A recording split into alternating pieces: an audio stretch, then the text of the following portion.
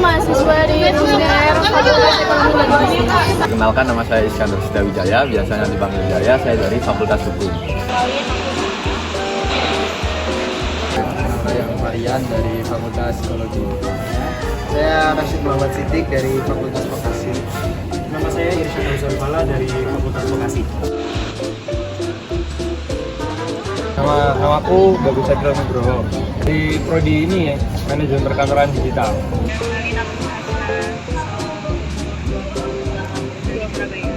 Nama saya Ikrimah Jarab Serpidabila, biasa dipanggil Ikrimah, dari Fakultas Ilmu Sosial dan Ilmu Politik. Kamu tahu nggak kampung mana? Kalau tentang keseluruhannya, tahunya itu cuma daerahnya aja. Kampung Peneleh itu kalau mungkin sekedar saya tahu itu lokasinya itu di daerah tengah gitu kan, dekat sama Tugu Kupang. Ya cuma seputar itu aja. Kalau misalnya ada apa di dalamnya itu masih belum tahu. Belum sih. Baru dengar sekarang sih Kampung Peneleh itu. Baru tahu dulu.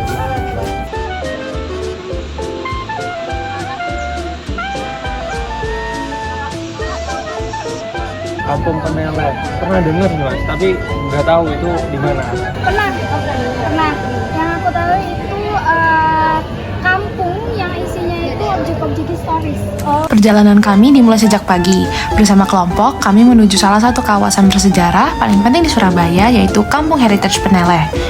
Sesampainya di titik kumpul, kami bertemu dengan tour guide sekaligus beberapa kelompok dari PDB kelas lain yang juga melakukan field study di sini. Pada hari itu, cuacanya memang sedang hujan, tapi itu tidak menjadi penghalang kami untuk menyelusuri Kampung Peneleh. Dari pintu masuk kampung, kami diajak berjalan menuju salah satu situs awal, yaitu Sumur Jobong. Sumur ini berbentuk tabung vertikal yang dulunya menjadi sumber air bersih warga Peneleh. Meskipun sederhana, Sumur Jobong ini adalah bukti bagaimana masyarakat saat itu membangun sistem air tanah dengan teknologi tradisional namun efektif. Saat melihatnya dari dekat, rasanya seperti melihat peninggalan kehidupan sehari-hari yang jarang diceritakan di buku sejarah. Kemudian, perjalanan kami berlanjut menyusuri gang-gang kecil di Kampung Peneleh. Jalan sempit, rumah-rumah rapat, dan aktivitas warga yang tetap berjalan normal membuat kami merasa seperti melihat dua dunia, masa kini yang hidup berdampingan dengan masa lalu yang masih terjaga. Tidak jauh dari sana, kami sampai di Langgar Dukur Kayu, yaitu salah satu langgar tertua di kawasan ini loh. Bangunannya sederhana, tapi memiliki daya tarik yang kuat.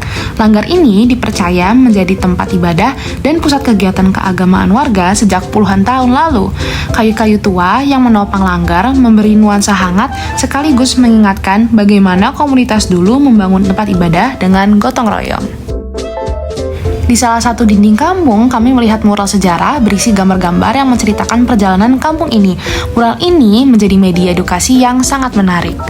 Salah satu lokasi yang paling kami nantikan adalah rumah kelahiran Soekarno, tempat Presiden pertama Indonesia lahir pada 1901.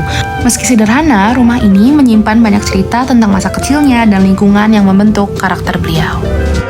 Tidak jauh dari sana, kami menuju salah satu spot yang paling banyak orang tahu di Kampung Peneleh, yaitu Makam Peneleh, salah satu pemakaman tertua di Surabaya. Banyak tokoh Belanda, tokoh lokal, hingga pelaku sejarah era kolonial dimakamkan di sini. Pemakaman ini bukan hanya menjadi tempat peristirahatan terakhir, tetapi juga arsip ruang terbuka yang mencatat jejak kolonial, sosial, dan budaya Surabaya pada masa lalu. Hingga kini, pemakaman ini masih aktif digunakan dan dapat dipakai oleh siapapun yang membutuhkan. Energi belum habis, perjalanan kami berlanjut ke Masjid Jami Peneleh. Masjid yang sudah berdiri sejak abad ke-19 dan merupakan salah satu pusat aktivitas sosial keagamaan warga setempat. Arsitekturnya masih mempertahankan gaya lama dengan atap limasan dan detail yang menunjukkan jejak masjid tradisional Jawa. Disinilah banyak kegiatan warga berlangsung, dari pengajian hingga diskusi komunitas.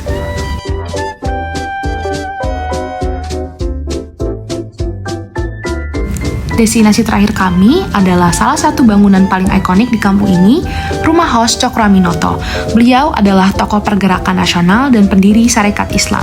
Rumah ini dulu menjadi tempat berkumpulnya para pemuda revolusioner yang kelak menjadi tokoh besar di Indonesia. Antaranya adalah Soekarno, Semaun, dan Kartosuwiryo.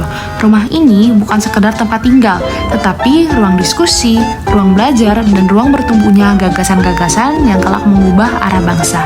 Melihat rumah dan ruangan kecil tempat mereka berdiskusi membuat kami membayangkan bagaimana pemikiran besar bisa lahir dari ruang sesederhana itu. Setelah itu, kami berdialog dengan Bu Farida selaku Ketua Kelompok Cagar Wisata Kampung Heritage Peneleh.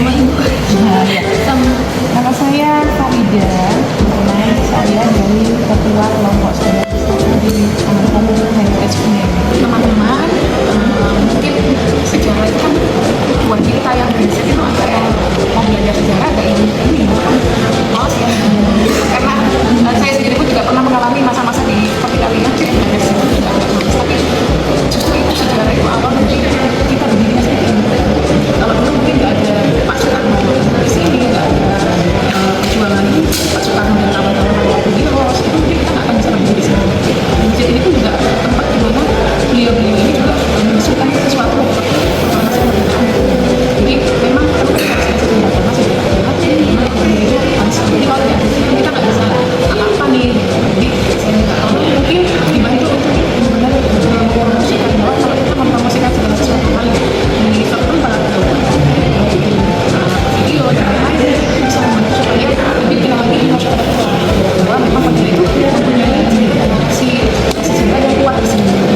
Makanya pada masa perjalanan kita bisa namanya syiar agama Islam kerajaan Majapahit itu sudah ada. Dari kunjungan kita ke Kampung Heritage Peneleh bisa disimpulkan bahwa kampung ini punya nilai sejarah yang luar biasa. Dari masa Majapahit sampai perjuangan tokoh nasional, tradisi dan kearifan lokalnya juga masih hidup seperti takbiran, obor, dan kegiatan keagamaan warga. Namun, faktanya masih banyak anak muda yang belum mengenal Peneleh. Karena itu, peran generasi muda sangat penting untuk mempromosikan kampung ini lewat konten digital, kegiatan kampus, dan kerjasama dengan warga. Sejak menjadi kampung heritage, ekonomi masyarakat juga mulai berkembang lewat wisata, pelatihan, dan UMKM. Jadi, Peneleh bukan hanya tempat bersejarah, tapi juga peluang besar untuk edukasi dan pemberdayaan komunitas. Itu dia kesimpulan dari vlog kita. Semoga makin banyak yang mengenal dan ikut melestarikan kampung heritage Peneleh. Kampung Peneleh bukan sekedar destinasi. Field study ini mengingatkan bahwa sejarah tetap hidup melalui tempat, warga, dan cerita yang dijaga. Inilah perjalanan kami di Kampung Peneleh, kampung kecil dengan sejarah besar, dan pengalaman yang tak akan kami lupakan.